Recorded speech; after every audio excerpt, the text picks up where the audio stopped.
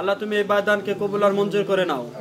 তাকে বেশি বেশি দান করার তৌফিক দান করো, তাকে সুস্থতা দান করো, তার জানমালের হেফাজত বৃদ্ধি করিয়া দাও, তার পিতামাতাকে সুস্থতা দান করিয়া দাও। বাংলাদেশে বেশি বেশি দান করার তৌফিক দান করো। সুবহানা রাব্বিকাল রাব্বিল ইজ্জাতি মা ইয়াসিফুন ওয়া সালামুন আলাল মুরসালিন ওয়া আখিরু কালামুনা ইনদাল মাউতি লা ইলাহা ইল্লাল্লাহু